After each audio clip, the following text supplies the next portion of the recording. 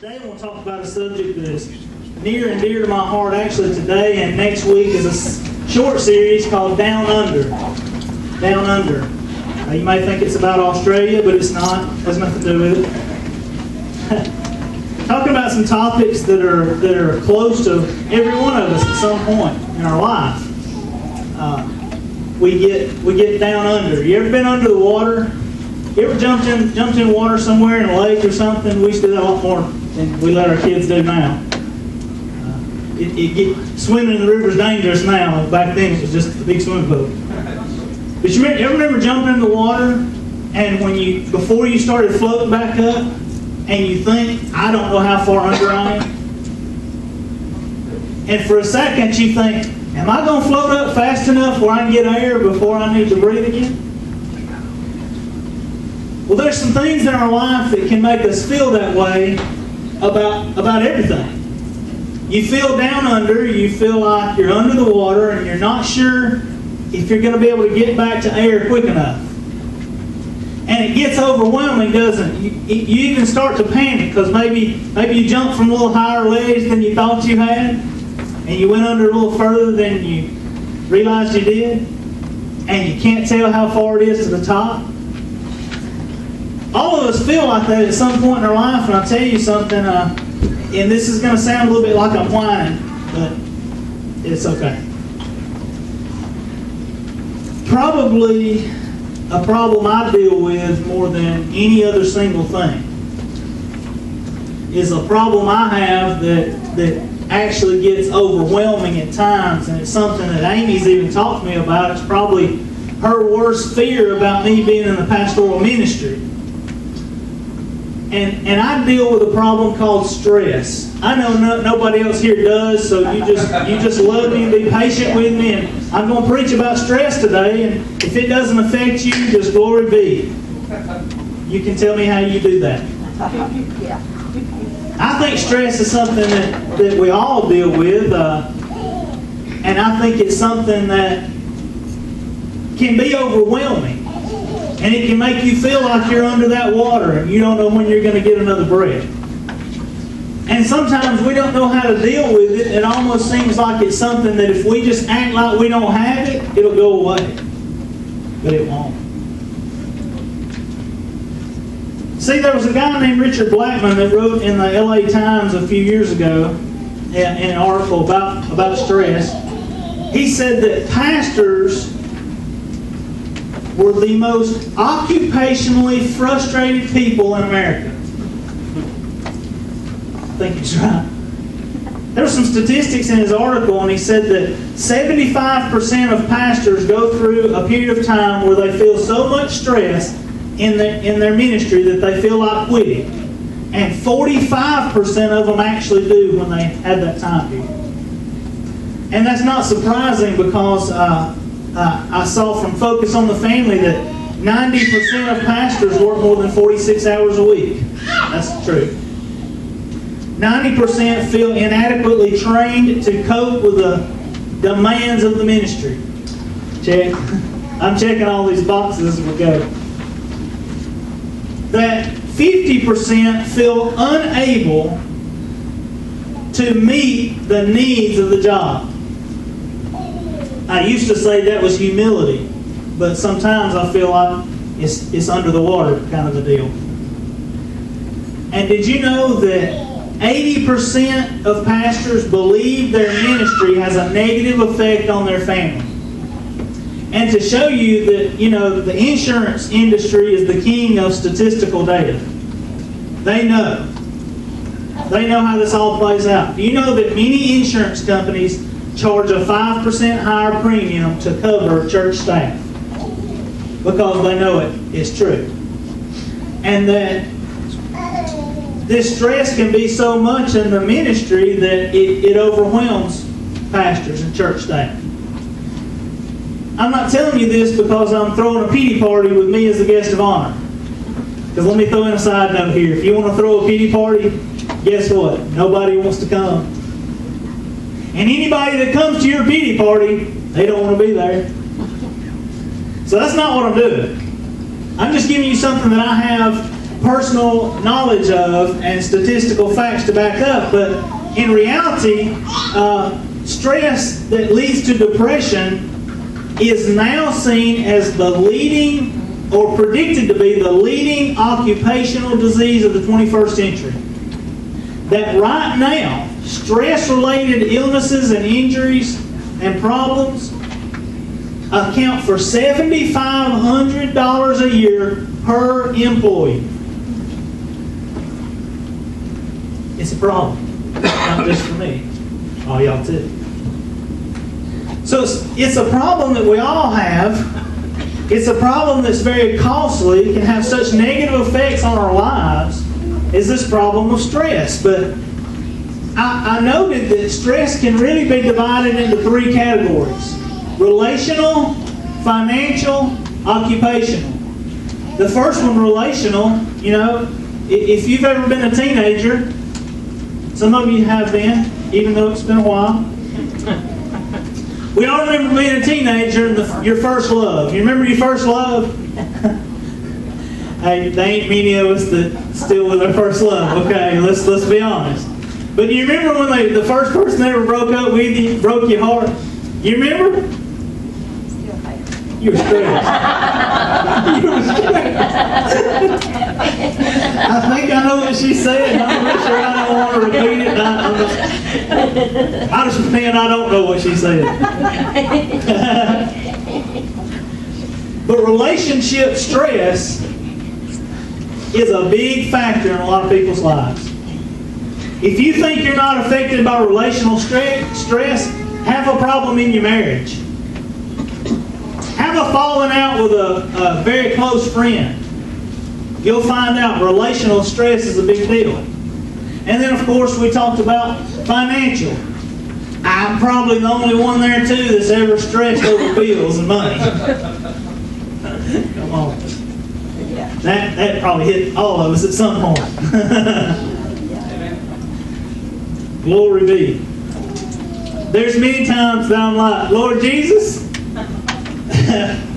I'm looking at my checkbook and I'm going, Lord Jesus, you either going to have to make something big happen here, or you're going to have to come on back. Because what I got here and what I owe here, they ain't matching up.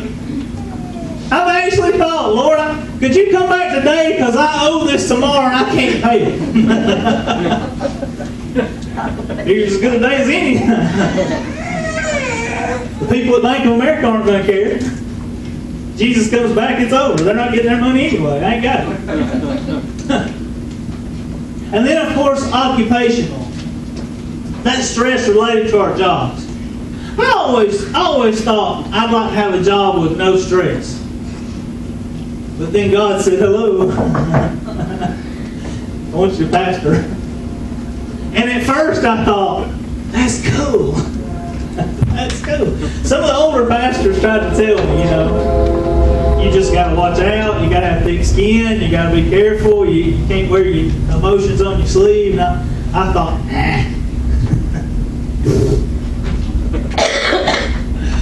But occupational stress affects all of us. I know my friend Mike back there. He runs heavy equipment. That man can move a lot of dirt in a short period of time. It's pretty amazing. But I know he's talked about jobs he had and deadlines he had, and he didn't have no choice, but he had to work unbelievable hours to get the job done. You might think from the outside, well, sitting on a bulldozer or a backhoe all day, that's stress-free. It's not. And I can say the same for every person in here's job. Every person in here. If you've got a job, you've got occupational stress. Because there's something about your job that causes you pressure. And causes you problems. And causes you to think about that job more than you ought to think about that job. Very, very few people are in a job where they can work from 8 to 5, and 5 o'clock they get off and they don't think anything else about it. Occupational stress. That's three areas, or what I see is three categories of stress that all of us have at least at one time or another. And what I want to see today is what the Bible has to say about stress and how we deal with it. You think, well, I don't see the word stress in the Bible. You're right, it's not in there. Neither is the word rapture. But I think we all believe in that. So, stress and how we handle it, there's a biblical story that I want us to look at today in Exodus chapter 18. And we're going to talk about a man today that I believe is probably the greatest leader in the Bible, if not in all of history. And that man is Moses. And we're going to see a problem Moses had in a situation he got in that was causing him an unbelievable amount of stress. So if you turn to Exodus chapter 18, as we go through this, we're going to see 3 steps that Moses took to help him handle stress. And you may think, what does this have to do with Jesus? What does this have to do with truth? Let me ask you something. If you're so stressed out about your finances that you can't come in here and worship, you got a problem. If you're so stressed about your job that you can't go out and witness to other people about Jesus Christ, you got a problem. If you've got stress that causes you to just check out, you've got a problem. And by the way, the leading cause of depression is stress. And depression is the leading cause of suicide. So trust me, it can build up for you. And it can get on you. And if you have the gall to think, well Brother Tim, I will never let stress get me to that point. It never happened to me. You're wrong. You just haven't been in the situation yet where it can happen. I promise. So we're going to look at Moses, and the first thing we're going to see he did was evaluate his limits. What I want us to think about is evaluating your limits. We're in chapter 18, of course. And we need to understand something about stress before we move forward. That's the difference between the demands you have and the strength to fulfill those demands. In other words, when your need to's outweigh your can do's, you got a stress mess. That's what you got. Doggone book. That was obviously the book's fault. It wasn't that I'm clumsy and knocked it off. That's how I'm going to handle my stress today. I'm just going to blame everything on everybody else. So. Look at chapter 18, verses 13 through 18.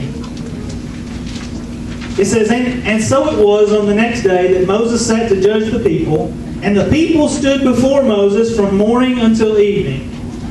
So when Moses' father-in-law saw all he did for the people, he said, What is this thing that you're doing for the people? Why do you alone sit, and all the people stand before you from morning until evening?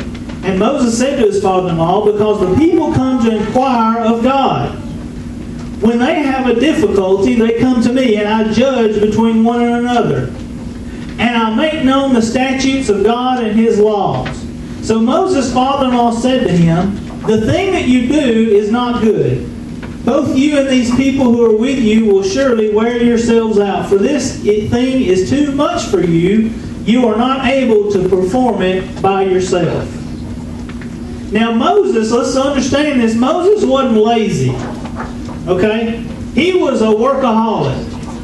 Moses didn't take hour-long coffee breaks at work. Moses didn't take 2-hour lunches. Moses didn't call in sick. Moses didn't go hide in another room of the plant. Moses didn't put his responsibility off on somebody else. Moses was a workaholic.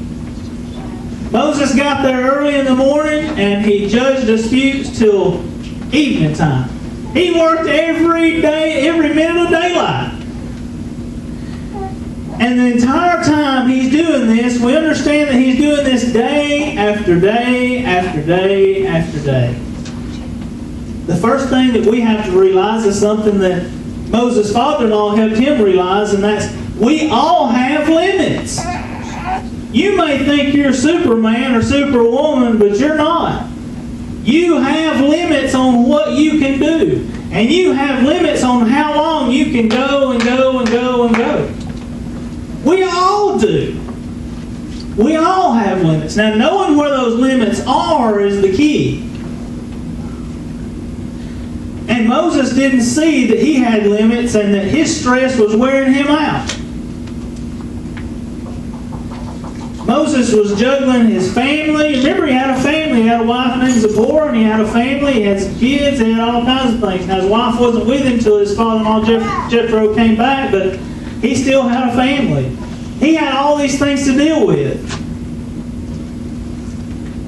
And yet he was working. And I can kind of relate. In fact, I feel like a guy that I heard about that had a truck full of chickens. He was transporting chickens from one place to another.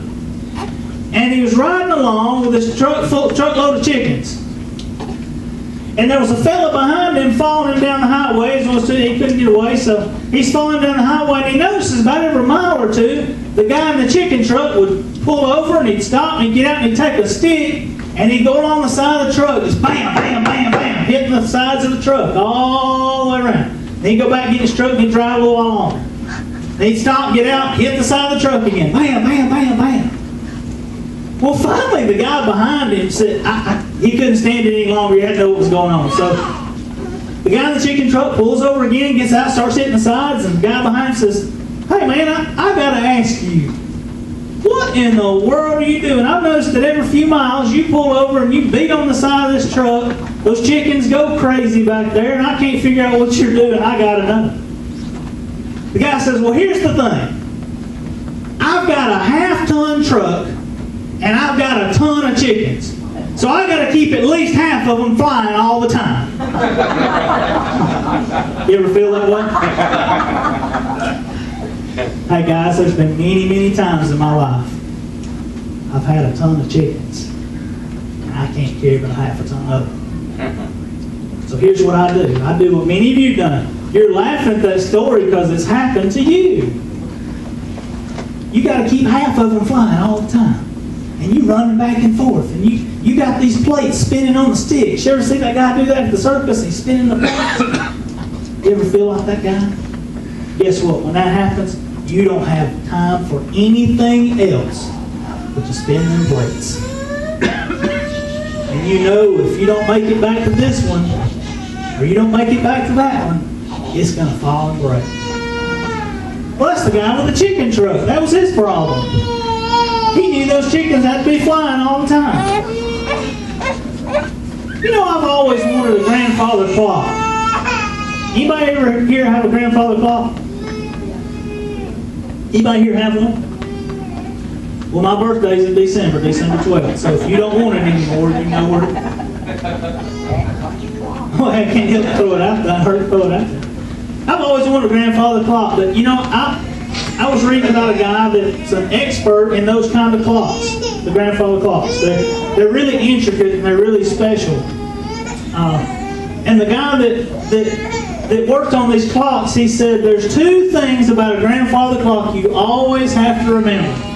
There's two things that are really terrible for that clock, that really have a bad effect on that clock. He said there's two things you simply have to avoid if you have a grandfather clock. Now, if Mr. Bray's got one, he knows this. One, never let it run all the way down. And two, never wind it up too tight. Y'all got that, didn't you? We're the same way. We're the same way. We get wound up too tight, or we let ourselves run completely out, and we got trouble. We got trouble. Then you got things like the blood pressure medicine you got to take, and the diabetes shots you got to take, and then you got the cholesterol medicine you got to take. And next thing you know, you got all these problems that are related to your clock getting wound too tight, or you letting it run out. Because that's what happens. See, there's a principle here that I want us to see. And it wasn't that Moses was doing a bad thing in trying to help the people know the statutes of God. That's obviously a good thing, isn't it? Moses trying to help judge between disputes, and he was the authority there, he was the leader, and he was just trying to help people do what was right. There's nothing wrong with that. But sometimes the decision for us is not between good and bad. It's between what's good and what's best. And God doesn't want just good for you. He wants the best for you. And if you wear yourself out on something that's not God's idea, that's not what He wants. So Moses had to come to the point and realize that he needed to evaluate his limits, that he couldn't stand out there and judge the people all day, daylight to dark, every day. That it was wearing him out, and it was going to wear the people out too. And see, once we realize that we need to evaluate our limits, we can learn to delegate the load. Now, this is one that I really have to be careful with.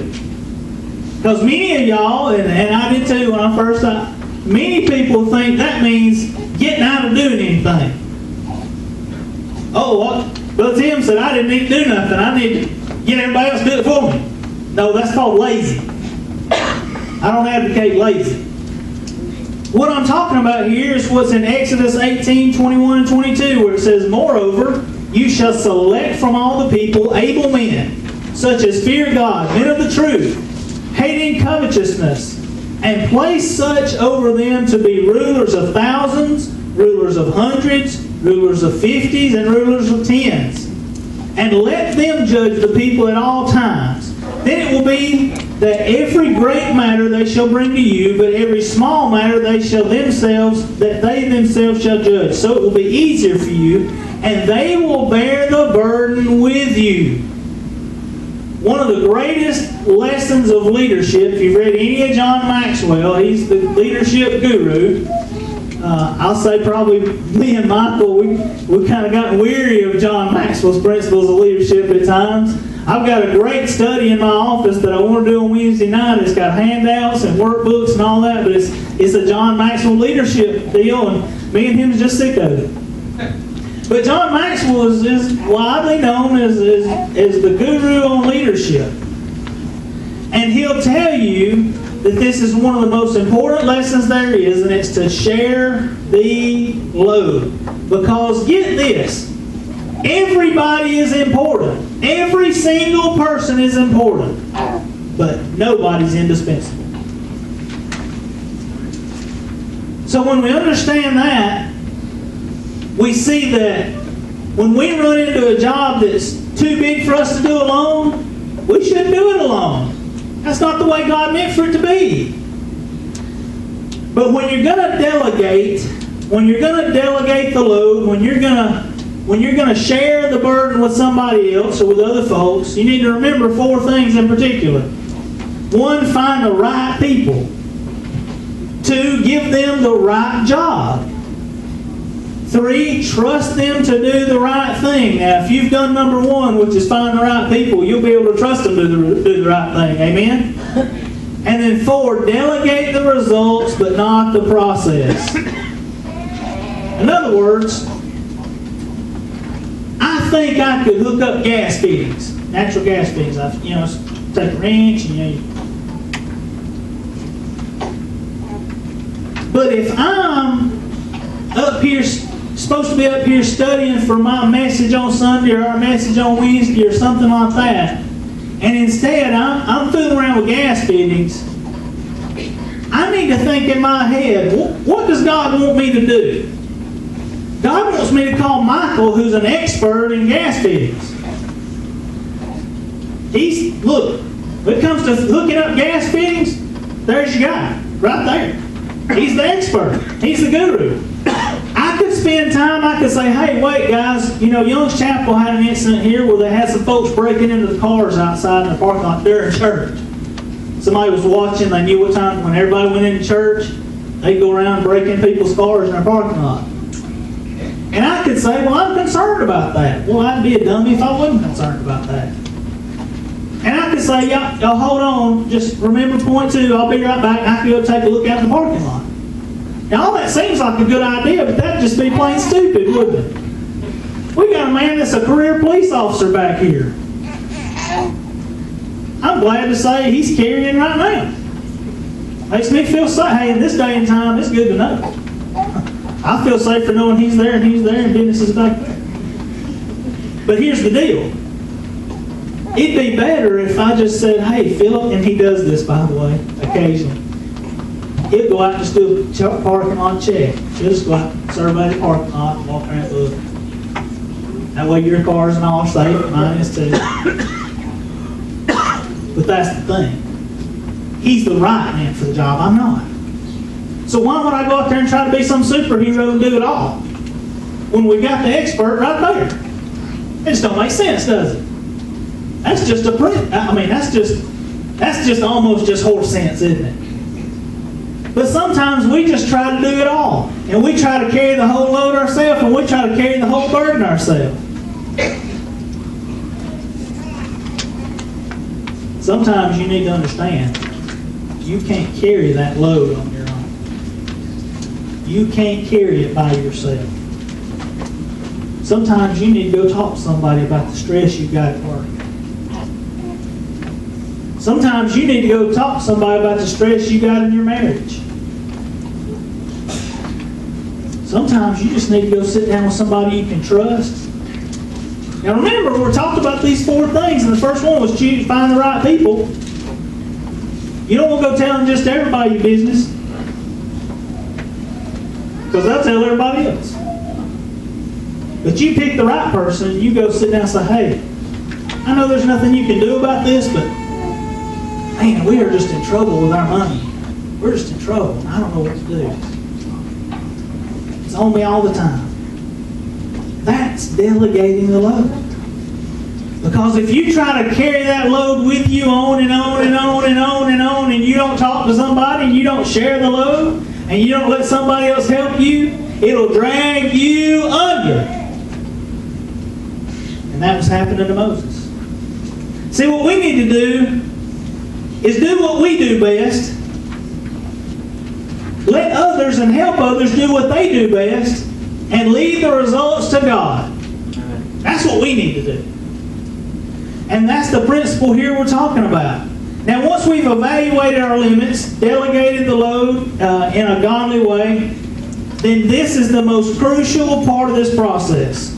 Now, if you fell asleep during the first 2 points of this message, if you dozed off, it's okay. It's okay. I know there's people who work third shift, and there's people that just didn't get enough sleep. A lot of babies here, so I know there's a lot of people that ain't getting enough sleep. Wake up for this part right here. You don't want to miss this. I ain't mad that you slept through the first 20 minutes, but you got to get this. This part right here is the most crucial part of this whole thing.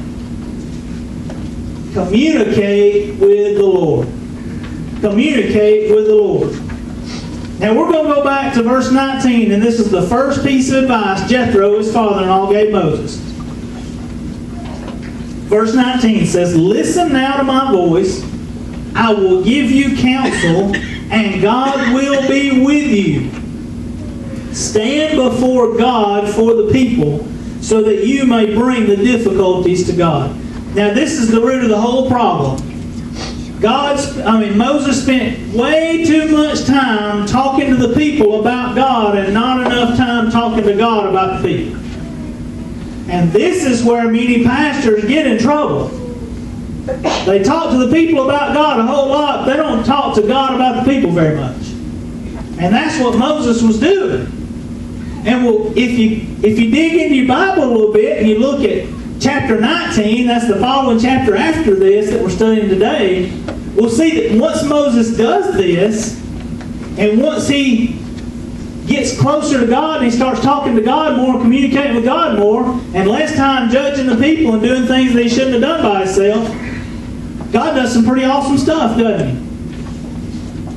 By the way, the Mount Sinai experience is chapter 19. So that's what happened next. That's how God works. See, God doesn't want you to set up a schedule. He wants to set up your schedule. And if you've got more to do each day than you can get done, you're trying to do more than God wants you to do. Just plain and simple. God doesn't want you to do more than you can do. He doesn't even want you to try to do more than you can. He wants you to do what He wants you to do. So that's what got us all in trouble in the first place, all the way back to the Garden of Eden. Is us wanting to do what we want to do. And then want God to fix the big mess. But if we'll go back to godly principles and do things His way and then let Him handle it, He'll handle it. He's God.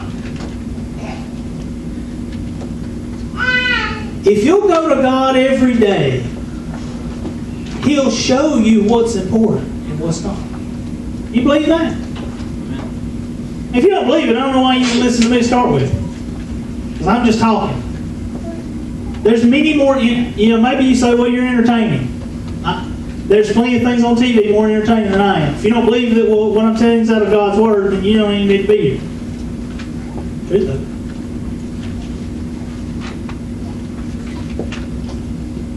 God wants you to do what He wants you to do, and when we'll seek His will, He'll give you the strength to do what He tells you to do. That's just the truth. Now look at Exodus 18:23, and we'll see the result of Moses following these 3 steps that we outlined today. It says, if you do this thing, and God so commands you, then you will be able to endure, and all this people will also go to their place in peace. Let God show you what to do, and you and the people will be satisfied. If you'll do what God wants you to do, you'll be happy, and people around you will be happy. Because you won't be taking on more than you're supposed to. You may have heard of this guy I'm going to talk about that taught this. His name was John Wooden. John Wooden was a famous basketball coach at UCLA. He won 11 national championships in 13 years. And I thought Alabama had a good run. That's nothing. 11 times he won the whole thing in 13 years. In the early 60s, Coach Wooden instituted something that was revolutionary in college basketball. And it was called the full court press. Now, he didn't just do the full court press every once in a while to try to steal the ball. He did the full court press almost the entire game. Every game. His guys were pressuring and pressuring. From the time the other team threw the ball in, you know how they throw the ball in? You try to take it down to your basket? From the time they threw the ball in, John Wooden had his players pressuring them and right there on them and guarding them the whole time. They never had a time where they just dribbled the ball up the court not under duress. Well, it worked, and in 1963, he won his first national championship. Well, then what happened? Other coaches started copying that. They started doing the full court press, that constant pressure the whole game. But you know what? It didn't work. It didn't work the same for them.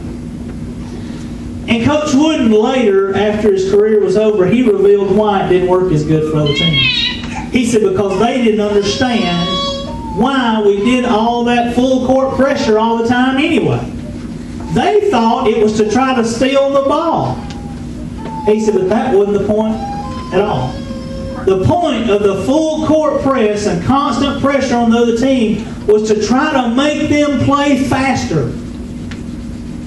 And he said, young players, college players, when they try to play faster and faster and faster, they make mistakes.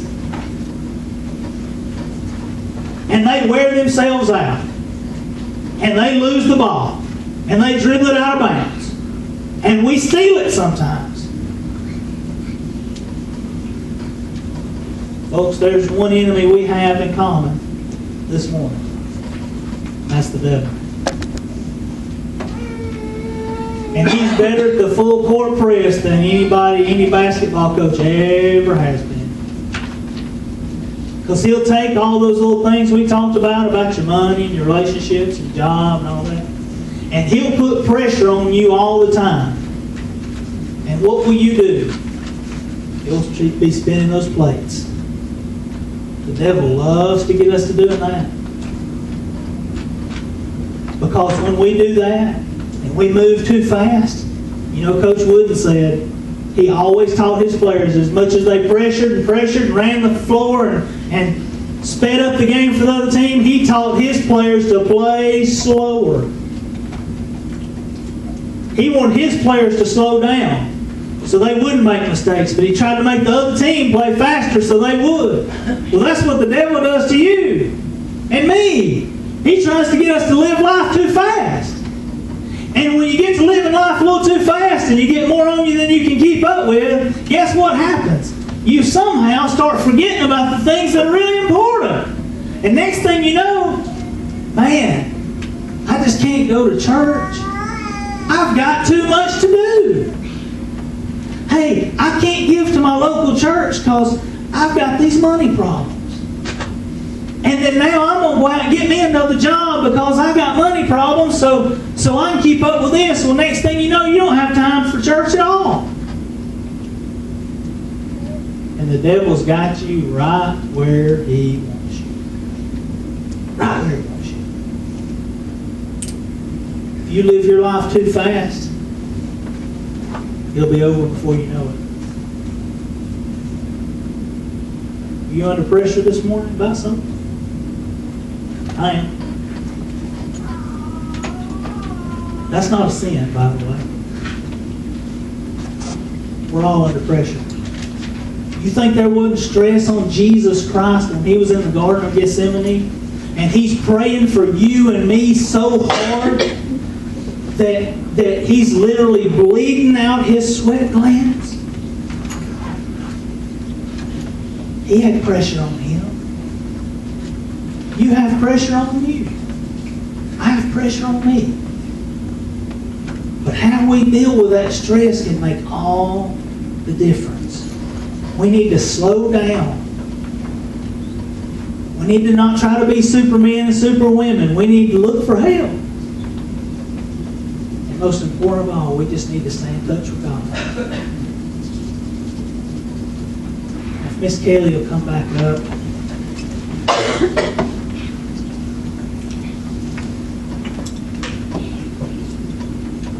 See, if we follow these biblical principles here, God can turn our stress into peace. He wants you to work hard. He wants me to work hard. The Bible certainly advocates hard work. I like Brother Benny Tate's line on that. Nothing in your life will work till you do. So the Bible advocates working hard. That's not what we're talking about. But if you let that stress just pile up on you and you let it make you feel like you're under that water and you can't breathe, the devil's got you right where he wants you. And eventually, you'll burn out. And you won't be any good to yourself, and you